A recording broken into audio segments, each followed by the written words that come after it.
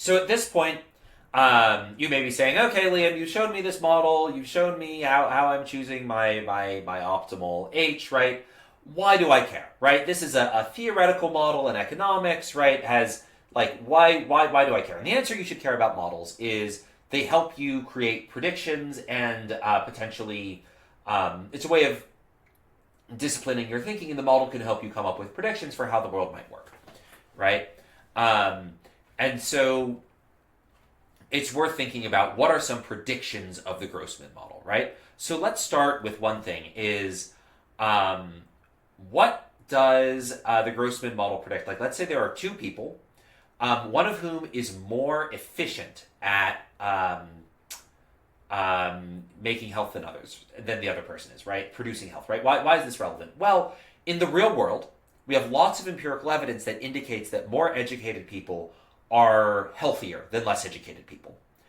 And one reason that might be the case is some people think that it could be that something about being educated makes you better at producing health, right? Where maybe more educated people, for instance, they're better at sticking with like being educated. Part of education is that you learn how to follow sort of very disciplined regimens.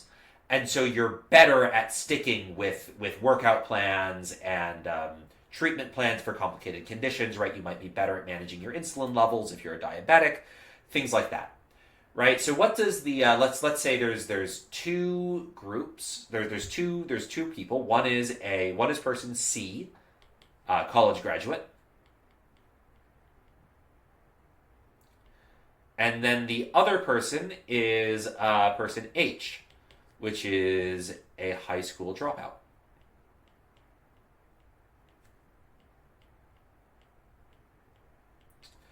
So we're going to go back to the rate of return graph.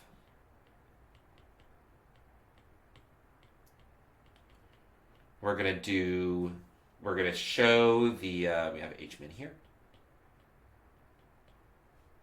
H. So the high school dropout rate, let's say the people who drop out of high school are less efficient at producing health than people in college are. That means the high school MECH, right? So this is the marginal efficiency of health capital curve for the person at H, at the high school dropout. And then for the college graduate, their marginal efficiency of capital curve is going to be like this, right? You may notice that it's higher than the marginal efficiency of capital curve for the high school dropout, right? And so, right, that's how you would represent the college graduate being more efficient at producing health, right? Because at every level of health, right, the college graduate gets more, right, for every level of health, right? The college graduate has a higher rate of return, right? They get more out of improving their health, out of more time spent improving their health than the high school graduate does, right? They get the college grad gets more out of their health improvement than the high school grad does.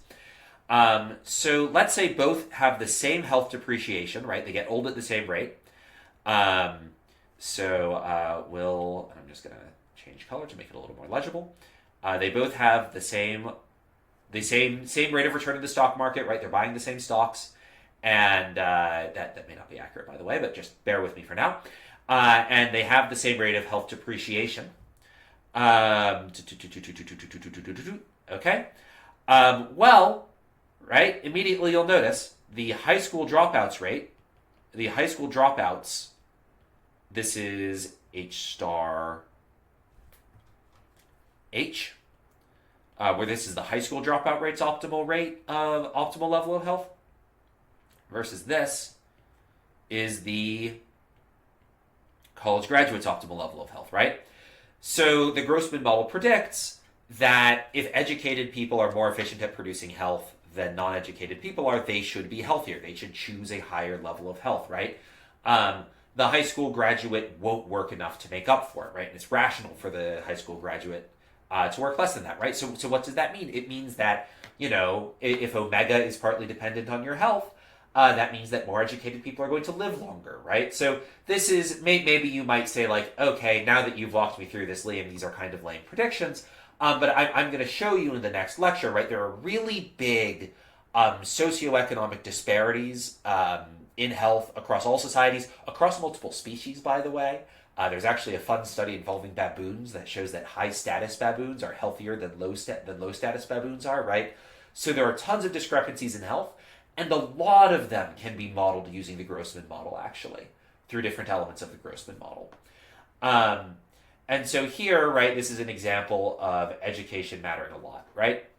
And then, so let's now another thing we should think about is aging, right? How does my chosen level of health change as I age, right? So again, so aging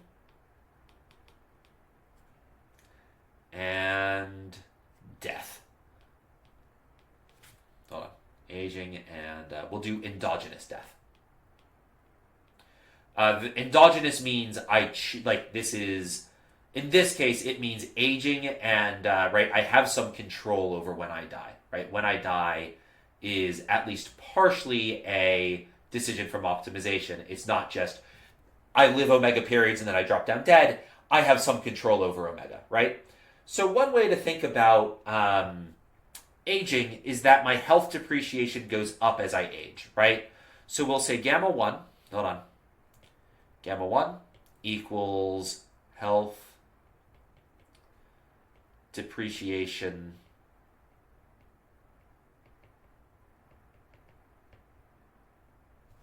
when young, and gamma 0 is health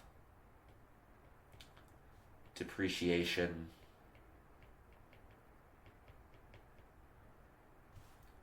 when old, and gamma 1 is going to be less than,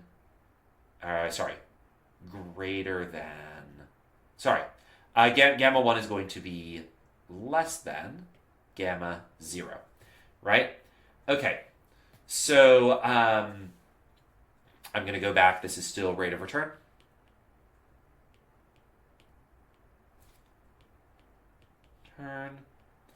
I still have, we're back to, this is just one person over the course of their lifetime. They have the same marginal efficiency curve, right? They're equally efficient at all levels at producing health. H, we still have right here, we have H min. Now, one thing to note is, right, and then we'll also throw in gamma H min is going to be health depreciation when I die. Right, so H min is the point at which I just let myself die, right? Where it's just this period, I'm just going to get as much as I can, right? I enter hospice, right? I stop taking care of myself, and I prepare to die, right? That's what H min is. Gamma H min is the level of health depreciation when you go into hospice care. So, right, my real life story, my grandfather recently went into hospice, right? He was very sick. His health depreciation was very high. He was also very old. And at that point, he just basically stopped taking care of himself. And the care went from sort of trying to keep him alive to letting him die naturally.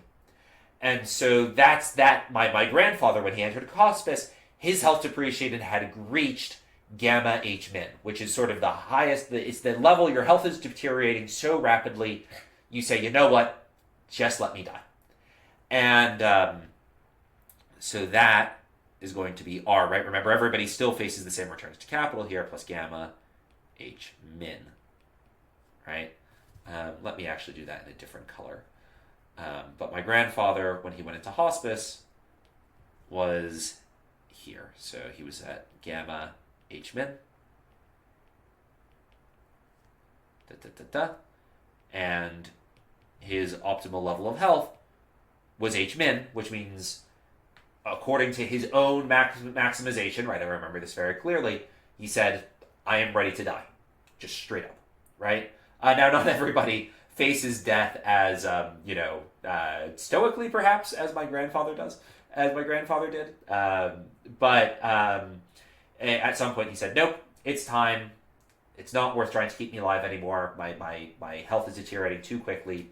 Let me die a natural death." And we honored his wishes. For the record, no euthanasia. That he died. Right? It happens to everyone. And then so let's say like you're less extreme, right? So now you're old, but you're not about to die, right? This would be my grandfather. 20 years ago, he stopped working out, right? And he, right? So we'll say R plus gamma 1 is right here, right? So this is, my grandfather got old, health started deteriorating more, he stopped working out, right? Grew a beer belly, started drinking more, eating less healthily, right? Like, he was like, I'm 60, I don't need to spend as much time taking care of myself, right? It's difficult for me to maintain the same physique I had when I was younger, and it's just not worth it for me, right? When I work out, the effects fade a lot more quickly, and I'm just not gonna work out as much.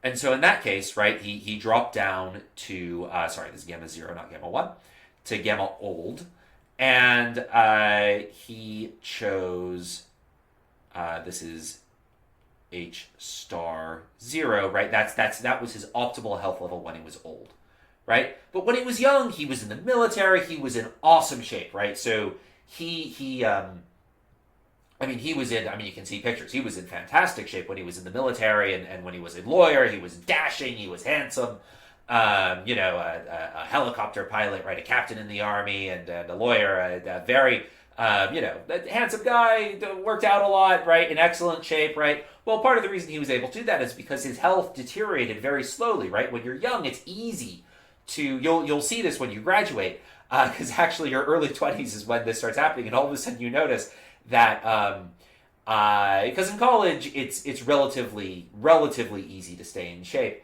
You're just walking around a lot. But when you get to your first job, one of my experiences was you could really tell who worked out by the time they were 24, 25. Because unlike in college, it was more difficult to stay in shape, and people's health started deteriorating more quickly. Even in their early 20s, it started deteriorating quickly. And so the depreciation rate to health went up. Some people, and the people who worked out, all of a sudden it was much easier to tell them from the people who didn't work out, right? Just physique-wise. You could tell who was working out and who wasn't.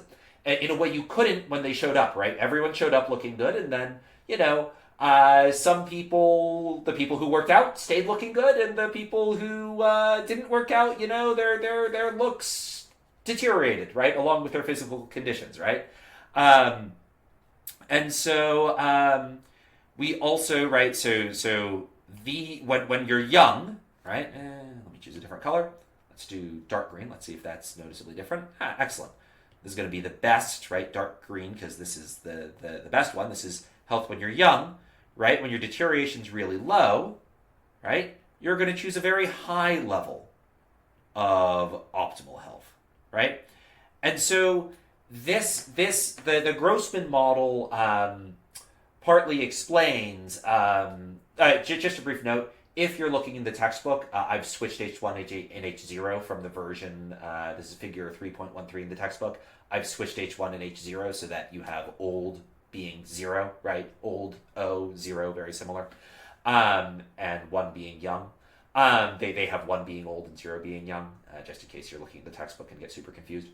So the Grossman model can explain why very old people, eventually why people choose to go into hospice, right? Why someone might choose to let themselves die. It's because their health deterioration just goes up too high.